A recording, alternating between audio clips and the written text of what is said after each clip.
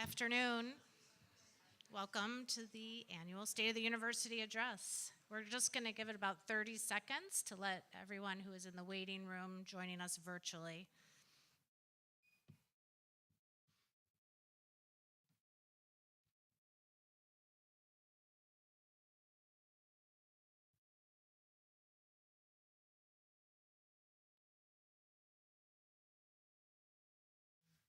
Well, again, welcome to the annual State of the University Address. It's great to see everybody here in person, and welcome to those who are joining us virtually as well. For those who are attending virtually, please utilize the comment section for any of your questions. We have allotted time at the end of the presentation today for questions, and for anyone who's gathered here today in the room, we will have a microphone and we can walk around and hand you the mic when we get to that point in time. And now it is my pleasure to introduce you to our president, Dr. Ali Malekzadeh. Ali.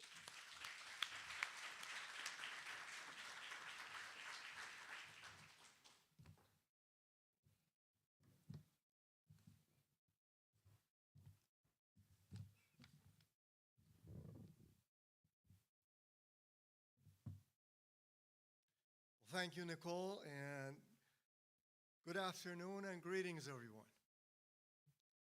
Thank you to all the students, faculty, staff, and trustees who are here today. As always, let's take this moment to acknowledge the land Roosevelt inhabits. We begin today by acknowledging that the land we gather on is the traditional unceded territory of the Council of the Three Fires, the Ojibwe, Odawa, Potawatomi nations.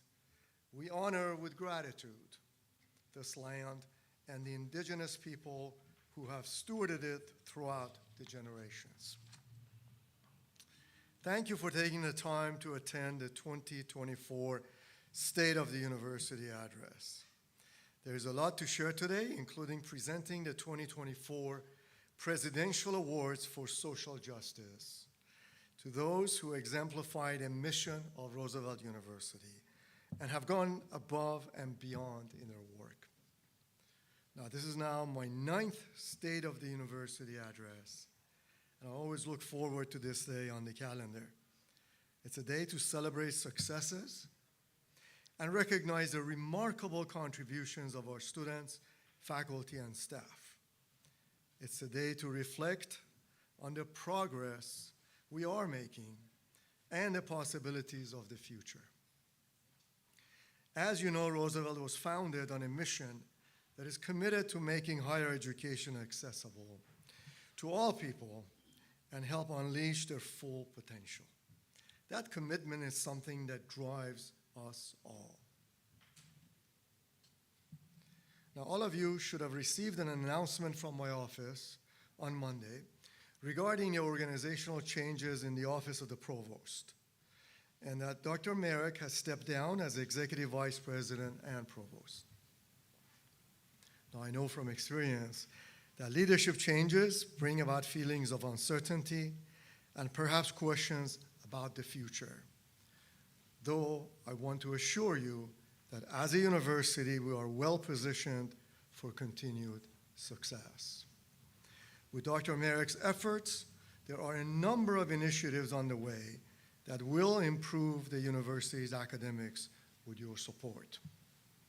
We are fortunate to have Dr. Mike Malley step in as interim provost and executive vice president of academic affairs.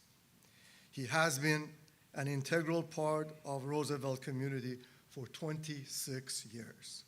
He holds a PhD in sociology from Loyola University, Chicago, and is a renowned urban sociologist, authoring 2 books and numerous academic articles. Professor Malley began his tenure at Roosevelt in 1997 as an assistant professor and became full professor in 2016.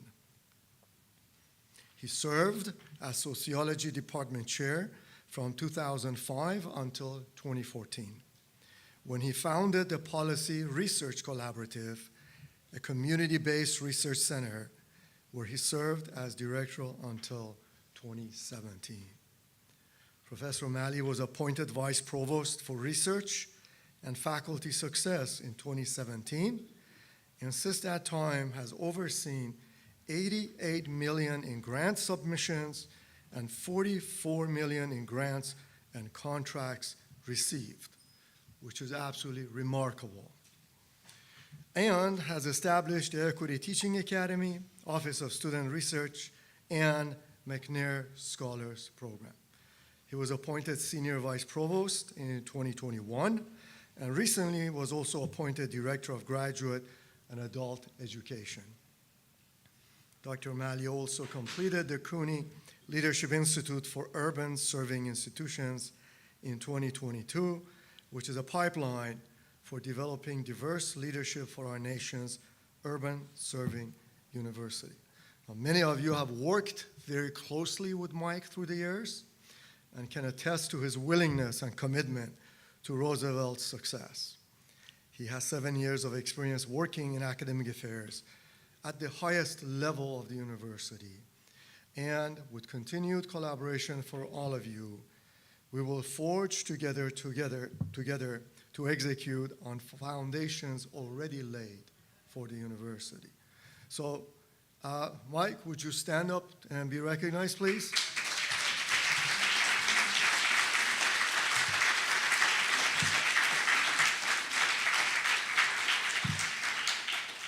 Any decisions you have made today? Parking spot, elevator. Limousine to bring you to work every day and so forth. Okay. Now, I will assure you that there is an established and experienced leadership structure in place that will continue to build upon our recent successes. Now, before I move on to the first of our Social Justice Award winners, I think it is important to share that next fall's enrollment numbers continue to look very strong. We are up in first-year applicants, admits, and deposited students, the latter of which is outpacing our Midwest and national private comparison set by 62%. Okay? We are also up year over year in transfer and graduate applications, admits, and deposits. New for fall 2024 is the expansion of international recruitment targeted to incoming first-year students as well as graduate students, and also into new countries such as Pakistan, Nepal, and Bangladesh. Last year at this time, we had 6 deposited first-year international students. Today, we have 100. Okay, so again, making very good progress. So I think our recruitment team deserves a hand here.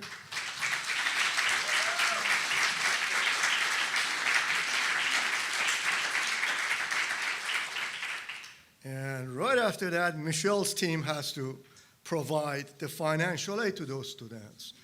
And the Department of Ed decided to revise the FAFSA form because we all spent, how many of you spent filling out that form for yourselves, for your families? It's about 3 days of work. Requires 2 PhDs to go through that thing. And the new form apparently is much easier to fill out, except it's not ready.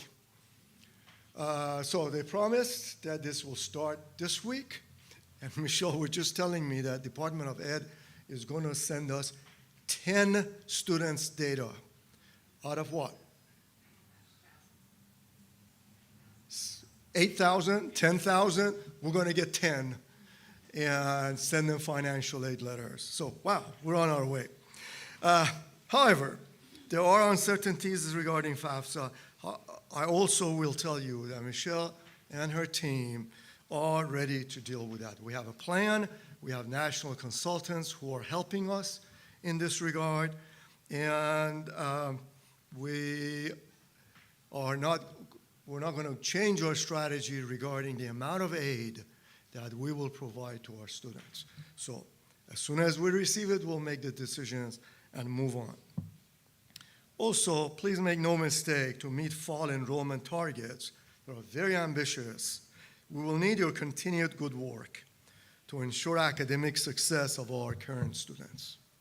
It must be our collective commitment to provide each and every one of our students a clearly defined pathway to graduation, one that provides academic support, opportunities for experiential learning and internships, and the chance to fully participate in the campus community.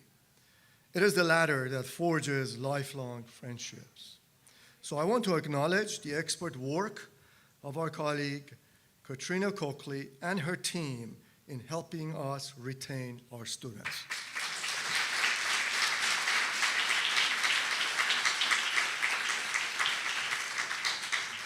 And just some quick results. First-year retention of new freshman students increased by 2%, from 60% to 62%. And then six-year graduation rate improved from 44% to 51%. Okay, and 51% is the highest that anybody can remember, going back to perhaps the 1990s. So we're making the right progress with everybody's help who's here and on Zoom. There will be more time for enrollment updates tomorrow at the University Senate. Today, I would like to focus on other university successes. And to get us started on a high note, it's my pleasure to present the first of 3 Social Justice Awards. The Presidential Award for Social Justice recognizes students, faculty, and staff members who have gone above and beyond in their work, as I mentioned. It honors those who have exemplified their ongoing commitment to and demonstration of social justice within the classroom, workplace, and community. Today, we celebrate the leadership and accomplishments of the following award recipients for serving as advocates for change. So our first award recipient will be announced by Professor of Public Administration, Dr. Janine Love. Professor Love, please join me on the podium.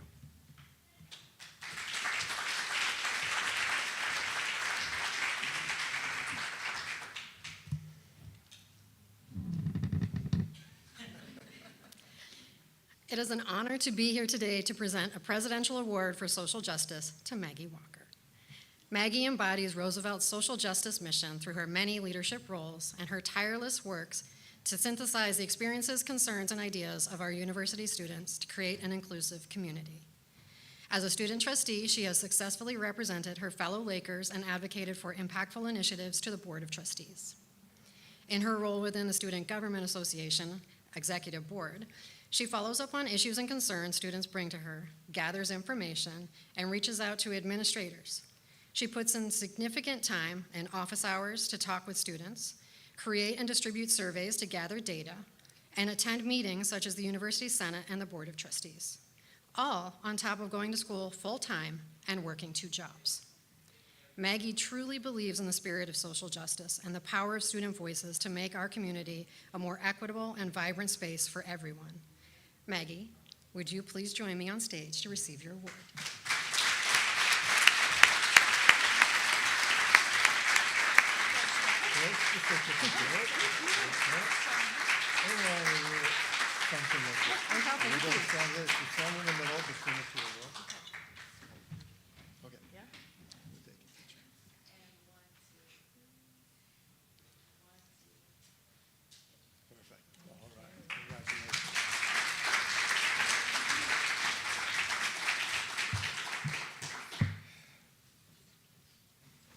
Maggie, what do you do with your free time?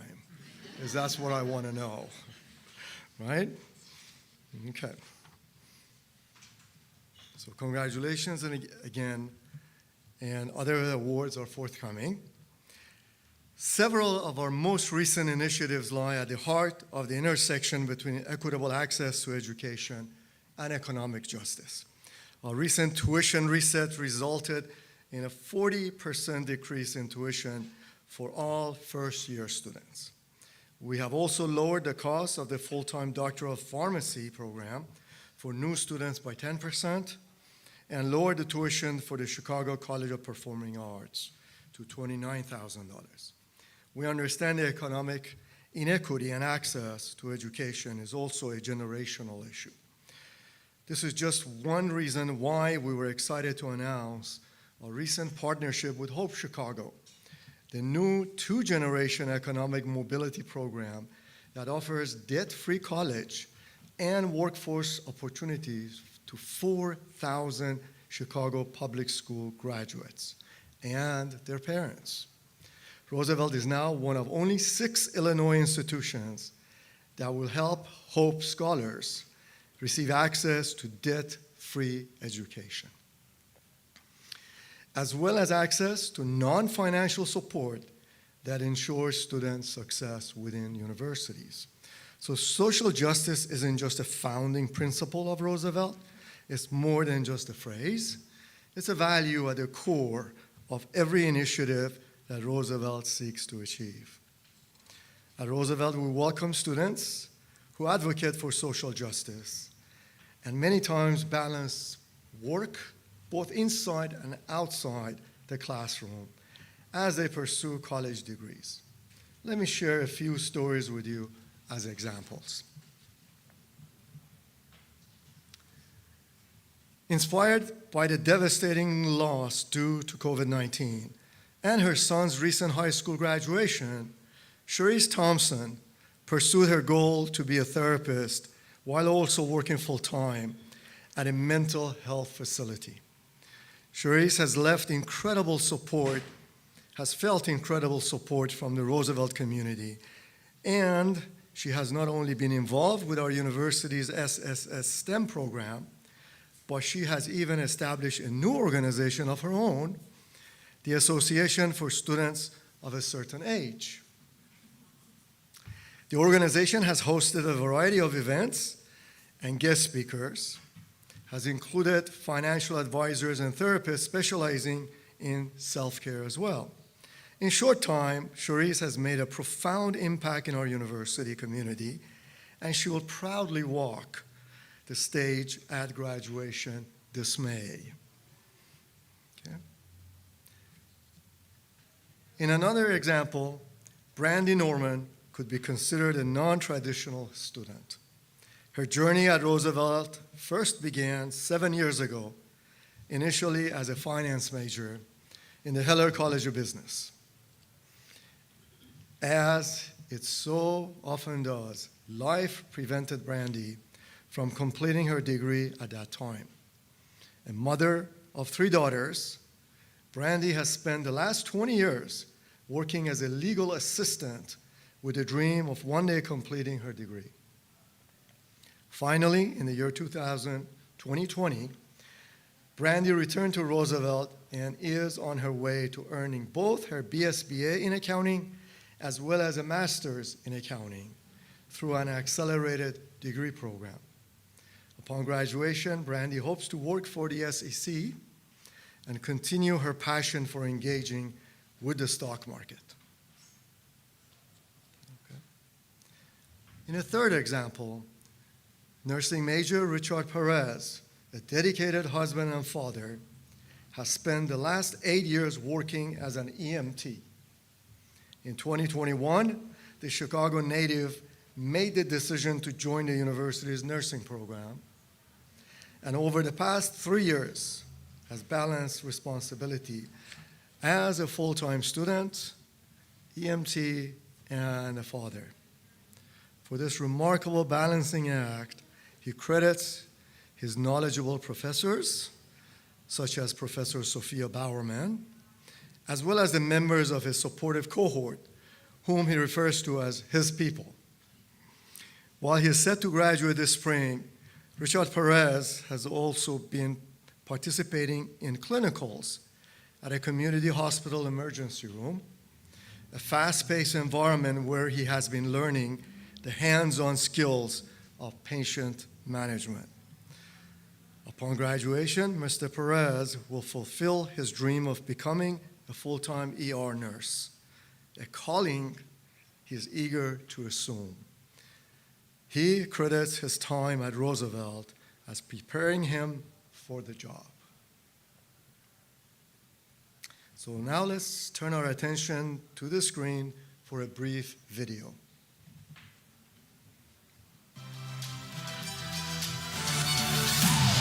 The best thing about being a Roosevelt student is literally everything. So being able to use all the facilities at Roosevelt, the Goodman Center, the auditorium building with all the history there, the Wabash building, which allows me as a science student to have access to the latest technology for research and things like that. And then just being part of the tennis team, having the professors be so invested in their students, it's just such an amazing environment to be in. And I feel that I was really able to thrive because of all of these people who were in my corner the whole time. I actually had a class where we took a trip to the Art Institute for a night, and that was pretty amazing. And the Field Museum has a lot of resources for teachers as well, which is, it's great to know that we have all of these resources available so close to our school. I didn't think every time I went to class that this would be the day that it would prepare me for what I do every day. Roosevelt itself has great classroom sizes. It allows you to talk to your professors and really engage with your peers and your instructors. And that's been one of the reasons I've had so much success over the years. There's people from all type of backgrounds that you can talk to and confide in, talk about your experiences, and you'll find there's a lot of similarities between people that you're working with, and there's a lot of differences as well that you can communicate and grow off of. I ultimately chose Roosevelt because I thought about the person who I wanted to become. And in that vision, that person had to go to college. My mother, who was also a Roosevelt alum, was the first person in our family to graduate from college. And I remember seeing her cross the stage. I was too young to realize, but that will be me one day. When I was deciding between a couple other schools in the area, I thought about how would I feel if I didn't go to school A, B, C, you know? And I thought about if I didn't go to Roosevelt, how would I feel? And I realized I would feel really sad. And I realized at that moment that I really wanted to come to Roosevelt, and I'd be sad if I didn't. I'm the first person in my family to go to college, and it's a surreal experience. I hope that I can be someone that changes things for all my loved ones around me to continue growth in my heritage and my family tree. Eleanor Roosevelt once said, "The future belongs to those who believe in the beauty of their dreams." Know when you walk into Roosevelt, you are the future of humanities. You are the future of social scientists. You are the future of education, and you are the future of business. Make sure that you're using all of the resources available to you because they're there for a reason. Connect with your peers and your professors because that's how you find out about different opportunities. And join an organization or a club and be a part of the school's culture. And most importantly, follow your dreams. Because when we talk about dreams and reality, the only thing standing in between the two is you.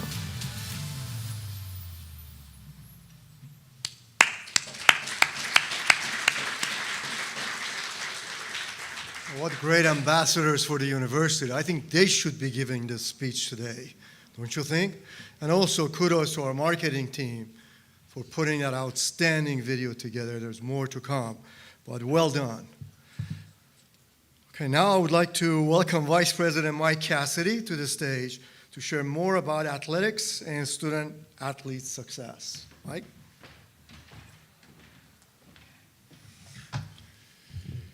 Thank you. I couldn't echo the sentiment more about the success of our student-athletes in that amazing video, which featured Grace and Cortez, who are not only amazing students, but amazing student-athletes, representing our women's tennis and football team.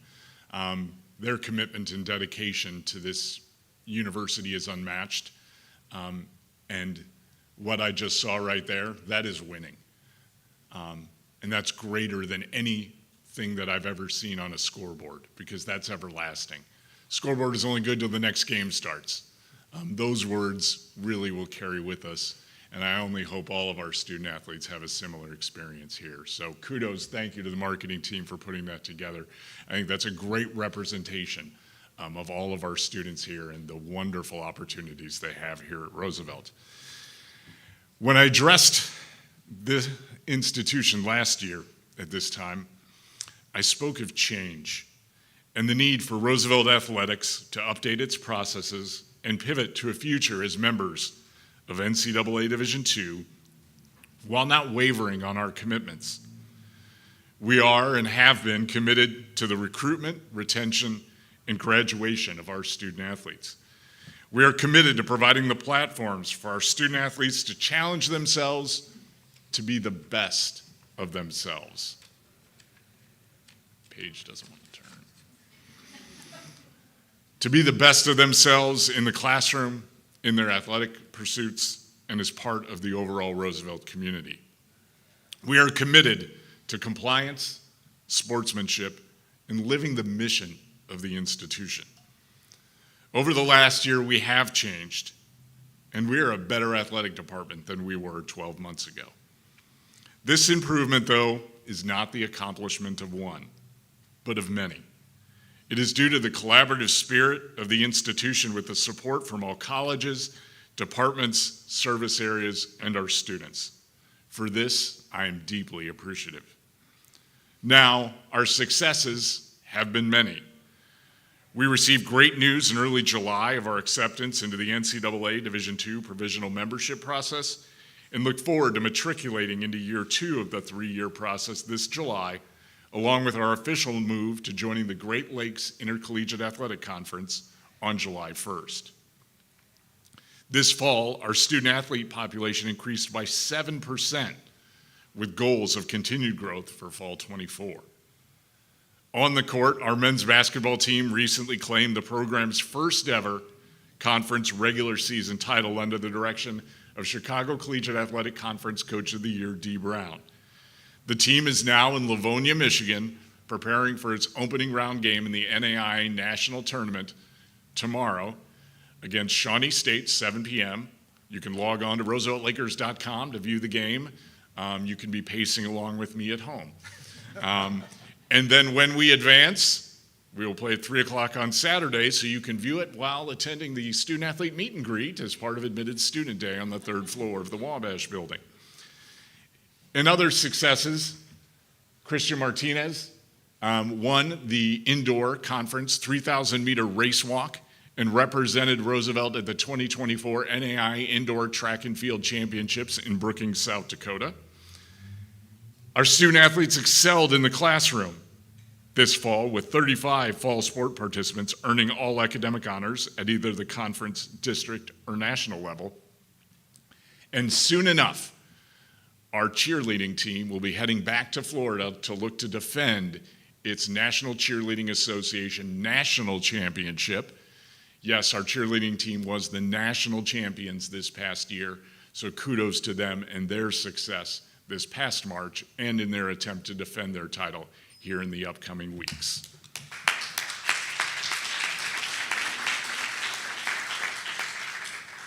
Now, the pursuit and attainment of this success did not come without failures, setbacks, and unanticipated challenges. While we have much to be proud of, there are still many areas we can improve. With a goal of over 700 plus student athletes participating in over 20 programs, there is much work ahead to optimize how we meet our commitments and best service our students and the institution. It's an exciting time for Roosevelt Lakers athletics. We've come a long way together since I was standing here back in 2009. But the best is still ahead of us. Now I'd like to just take a few minutes and share another video highlighting the best of Roosevelt athletics.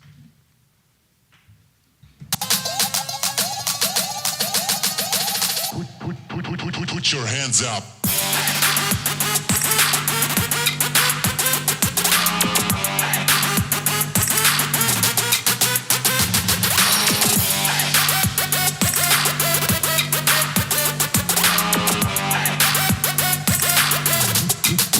Put your hands up.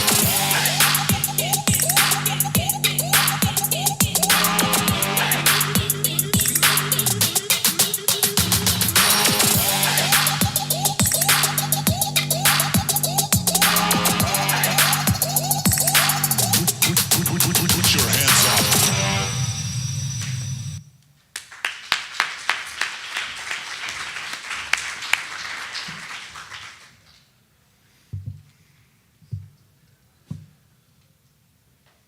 Thank you, Mike, and go Lakers. And that cutting of the net took about 10 minutes because The pair of scissors we were using was quite dull, and Mike has promised a really sharp knife next time as we do that. But it was fun to watch that. First time. It's always great. And now I would like to ask Interim Provost and Executive Vice President for Academic Affairs, Dr. Mike Malley, to the podium to present the second Social Justice Award and share more about our faculty's accomplishments. Mike? Thank you. All right, let me just move this around.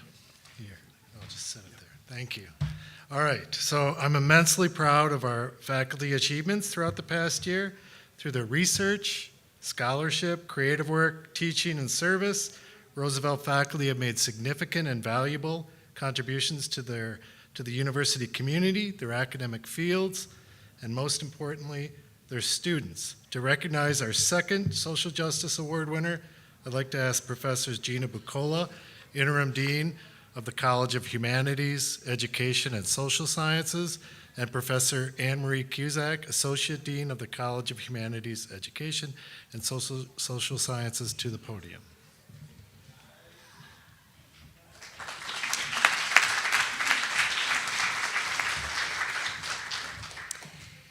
It is our honor to present the Presidential Award for Social Justice to Professor Jim Fine. Jim Fine is the founder of the Roosevelt University Legal Clinic, which will fully open with a celebratory celebration, stay tuned for details, in summer 2024. The clinic will provide Roosevelt students the opportunity to serve as paralegal interns and utilize cutting-edge legal technology to meet the demands of a modern law office.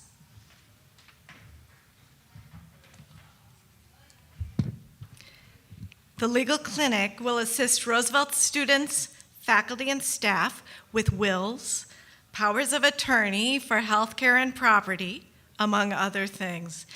Jim is committed to upholding Roosevelt's mission of accessibility and equity, and the Legal Clinic will offer services without discrimination based on race, gender, age, or economic status. I'd like to ask Professor Jim Fine and President Ali to join us on stage.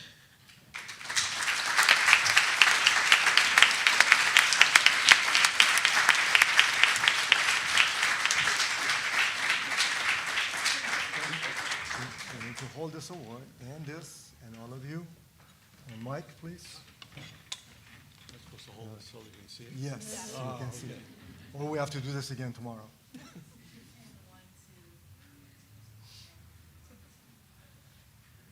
All right, congratulations.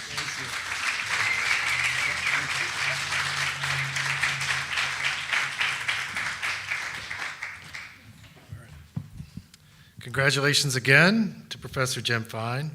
At Roosevelt, I've had the honor of working with many esteemed and nationally renowned faculty.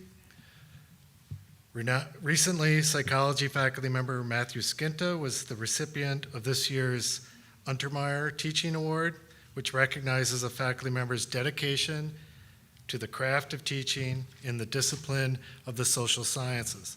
After a sabbatical in Poland, Dr. Skinta presented this year's Untermeyer lecture and discussed legislative actions limiting LGBTQIA+ rights around the world, spotlighting the connection between social sciences, politics, and health.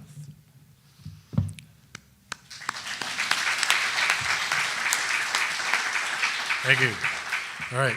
This weekend, Roosevelt will host the prestigious International Festival of Orleans. Sorry. Small town in Minnesota. Sorry.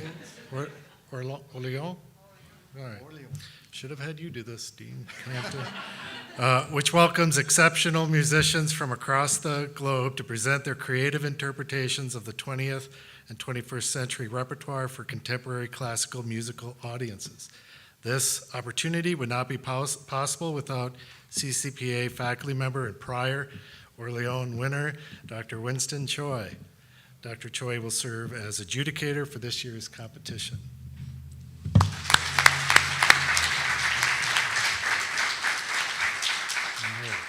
Two more.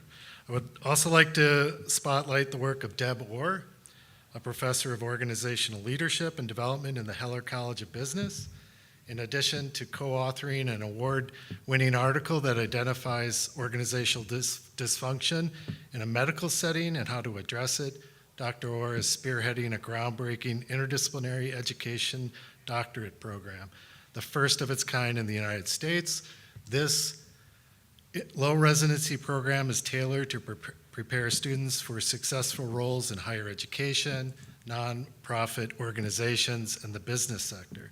Dr. Deb Orr has also taken time this past year to serve as faculty advisor for the Herzeg Scholars Program.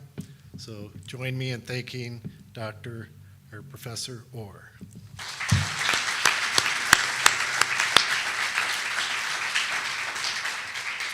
And finally, I'd like to thank Professors Anne-Marie Cusack, LaDonna Long, and Margaret Rung, who visited Tilburg University this past year as part of a collaboration. Between them, this trio delivered lectures on American education culture, presented classes on government history and reform.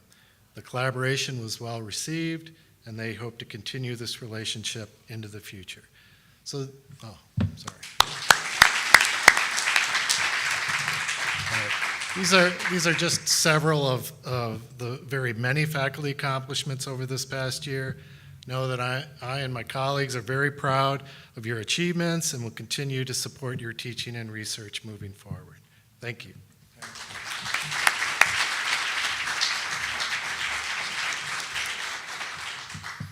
Thank you, Mike. The Office of University Advancement has continued to make great progress towards our fundraising goals for the current fiscal year. We're proud to announce that to date, just over halfway through the fiscal year, we are at 76% of our goal for unrestricted contributions and at 53% of our overall fundraising goal. The generosity of our donors helps sustain the investments we are making in our students, faculty, and staff. Last year, donor gifts provided an astounding $5.2 million in named and endowed scholarships awarded to 1,109 students. Another $170,000 has been raised for student support programs such as emergency assistance grants, DEI initiatives, career readiness programs, and many other opportunities to support students. And we have achieved $1.2 million in endowment support to sustain program development and day-to-day operations of the university, benefiting even more members of Roosevelt community. In the spring of 2023, just last year, we announced the launch of the RISE Scholarship Fund. This fund, you may recall, provides first-year students a $500 to $2,000 donor-funded scholarship and can help make a Roosevelt degree tuition-free for first-year students with the greatest financial need.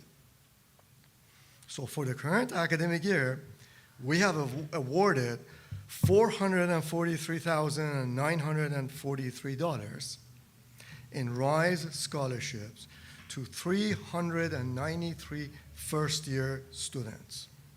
So in total, the RISE scholarship has funded education tuition-free for 20% of our first-year students. So the impact of RISE has been immediate and tremendous. One of our first-year students, Camila Hernandez, shares that. She says, the recently reduced tuition rate was a major factor in me considering Roosevelt, and my financial aid package heavily influenced my decision to attend. The donor's generosity has allowed me to pursue my degree and has helped alleviate the financial burden. The outcomes of the RISE Scholarship Fund can be primarily credited to the ongoing success of Roosevelt University's Day of Giving, Lakers Day. Lakers Day will return on Thursday, April 18, so please mark it on your calendars, and will once again raise funds for the RISE Scholarship. I'm excited to announce again to donate $5,000 when 50 faculty or staff make a gift of any amount to the RISE program. Additionally, our trustees and community partners have pledged $35,000 in matching gifts. I hope you consider joining us in contributing. I also hope you will join the Office of Advancement for one or more of the day's community engagement events. There are even more successes of note for the Roosevelt community. The Ephraimson Family Foundation will match the next $50,000 in gifts made to the Black Male Leadership Academy. Since its launch, BMLA has supported over 200 high school students from approximately 25 high schools in and around the city in their pursuit of higher education. Over the next academic year, we will also be investing nearly $750,000 in new pianos. This initiative is fully funded through donor gifts. Thus far, $275,000 have been secured, and the next $100,000 will be matched by the Smith-Teakin Foundation. I'm sure, Kevin, you're happy about this. Yes, okay. Another upcoming event is taking place on Saturday, April 20th, when we will be hosting the 3rd annual Harold Washington Legacy Brunch in partnership with the Mayoral Harold Washington Legacy Committee. This year's event will feature Juliana Richardson, founder and president of the History Makers. And the proceeds from this brunch goes to a Harold Washington Legacy Scholarship at Roosevelt University. Okay. So we invite you to join us on Thursday, April 25, for our Alumni and Friends Happy Hour, honoring 2024 Alumni Award recipients. So details can be found on Inside Roosevelt. Now, Roosevelt University graduates have a penchant for making history, and the following lifelong Lakers are no exception. Brian Baxter is a composer, drummer, and orchestra manager who completed his master's in music composition from the CCPA in 2009. Brian held the position of COO for the Chicago Youth Symphony before joining the Quad City Symphony Orchestra in Davenport, Iowa in 2018 as the executive director. Through this work, he pursues his passion for new music and orchestral administration.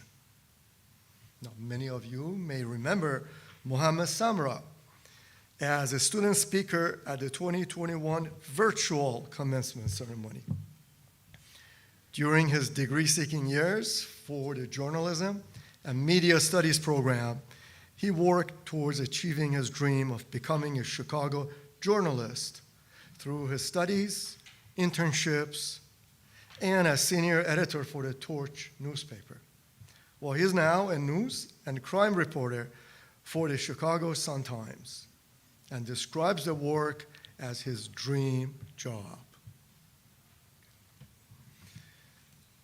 Brian Ray is a 2009 graduate of the Bachelor of Arts degree in Information Technology.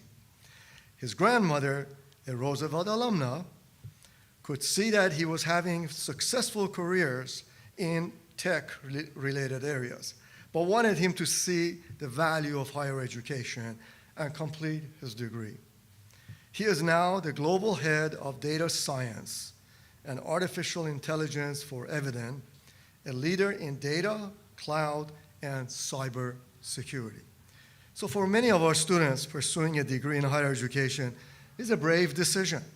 For those who are first in their families to attend college and have a desire to forge new paths, their path to college does not always have a clear roadmap. They seek opportunity, support, and most importantly, acceptance from all of us. They are committed to setting and achieving goals with drive and purpose. Roosevelt is a place where our students all come to succeed. To present the third and final Social Justice Award, I would like to welcome to the stage Susan Lamparter, Assistant Vice President of Academic Technology Solutions. Susan?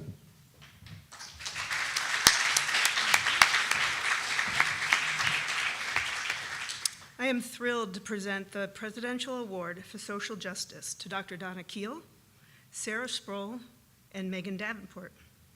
Donna, Sarah, and Megan are valued members of Roosevelt's Academic Technology Solutions team. They take great care in providing excellent customer service to the university and go above and beyond to answer questions, assist with specific issues, and train faculty in a variety of areas, including assessment with the SLAC committee, online learning, Blackboard, Kaltura, and many, many other learning technologies.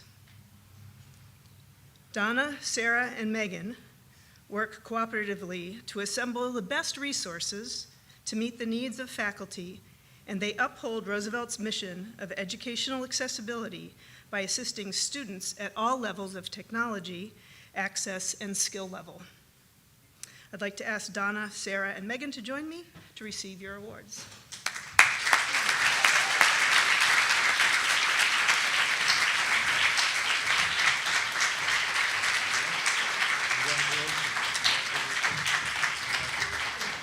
Take your certificate, please. Right. And this as well. We'll take a picture together. All right.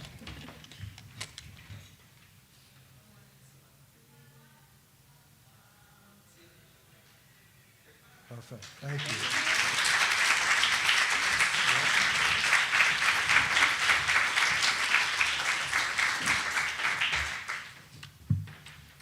Congratulations, Donna, Sarah, and Megan.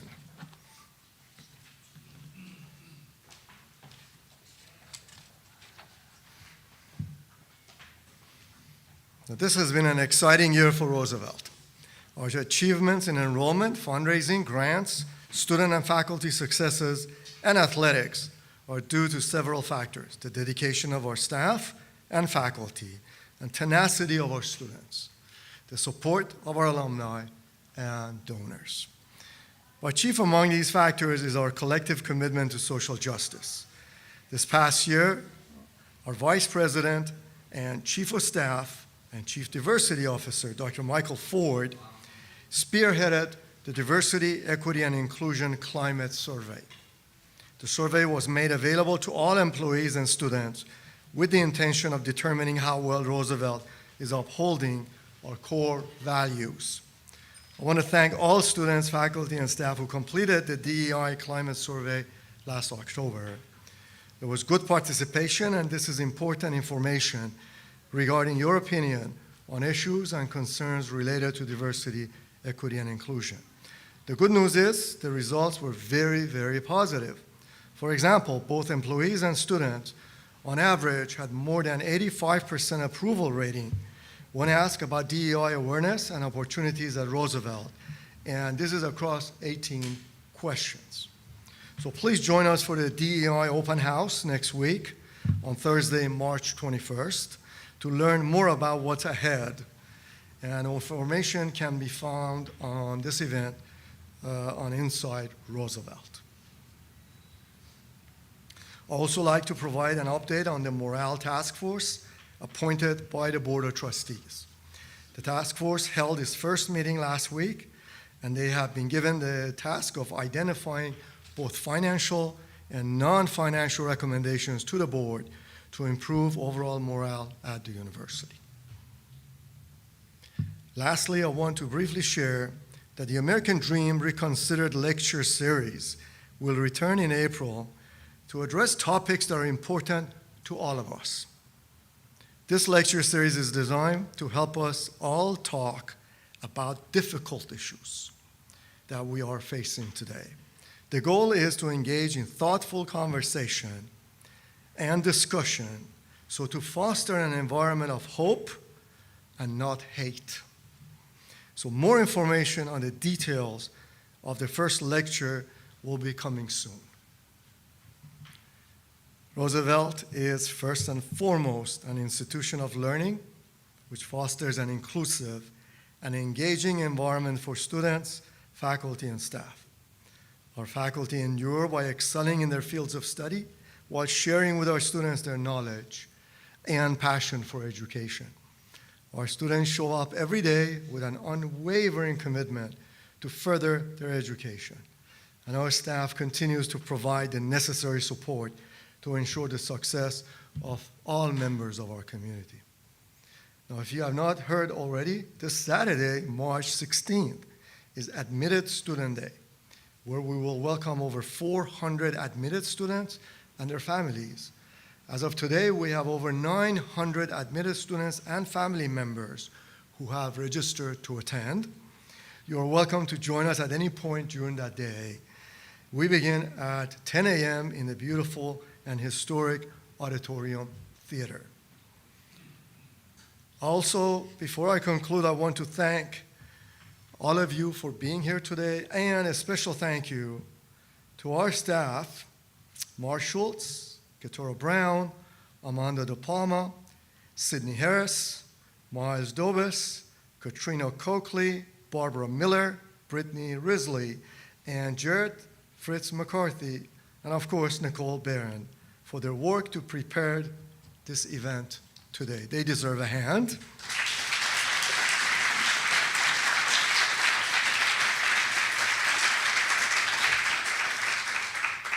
And we do have, after Q&A, time for a little bit of refreshments and some food.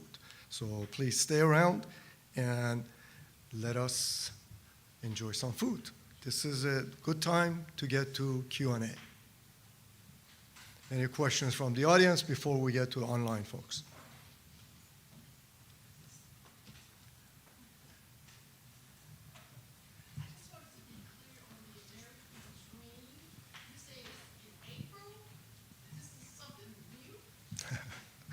It's a series of discussion. What we're going to try to do is almost once a month have a lecture that allows us to talk about important issues. We still have the national conference, okay, sometime in September, October, depending on when the auditorium is available and when we can secure the keynote speaker. But besides that, what we want to do every month, have a discussion about issues. Okay? For instance, right now, as you have all heard, the students, the faculty, the staff want to talk about the war that is happening between Israel and Hamas. Okay? It would be good to have a conversation about that, but in an environment that everybody feels safe and supported. So that's the plan. And then other topics we will be soliciting from the faculty, staff, and students of what you want to talk about. That once in a while we don't want to feel we shouldn't.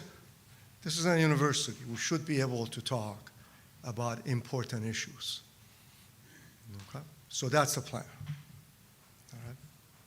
I have a question from online. Yeah, thanks, Hilda. Yeah. Great news about the high percentages achieved towards the goals for unrestricted contributions and towards the overall fundraising goal. What are the dollar amounts for both of these goals? Okay. Overall goal of the university is $4 million. Okay. And for unrestricted, the goal is, remind me, Jared, $500,000. Okay.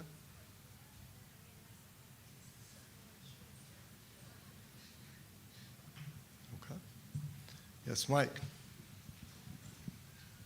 Thank you, everyone. Am I live here? I wondered, with the changes and processes and searches going on with our executive leadership, particularly with the announcement this week, I wonder if you could comment on the status from your perspective of what's going on with our leadership at the university. Okay. And particularly with the 2 dean searches, but now with the forthcoming provost search. Right.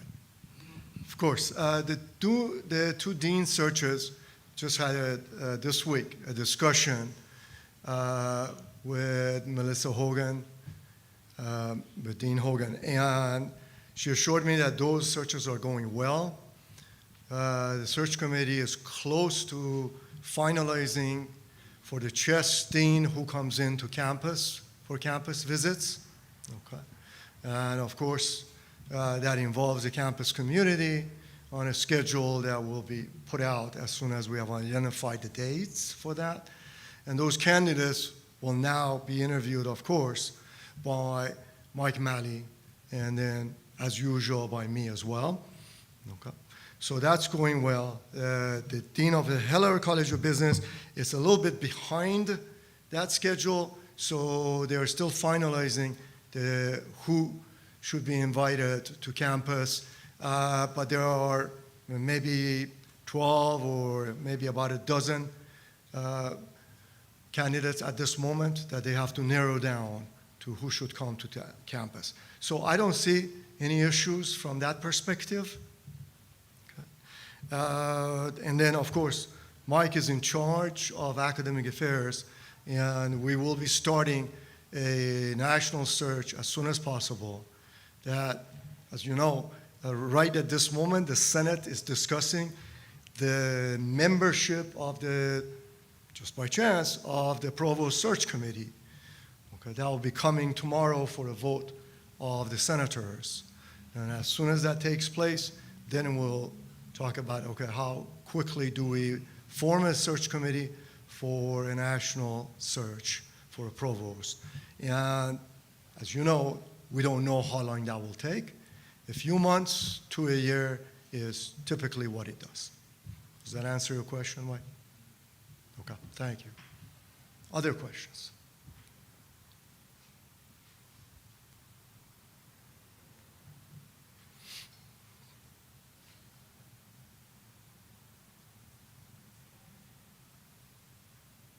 I can stay quiet for 45 minutes.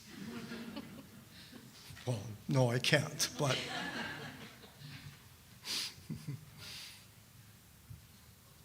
Okay.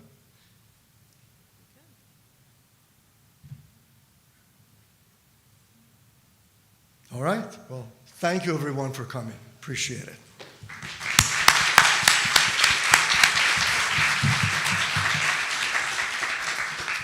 Refreshments are that way.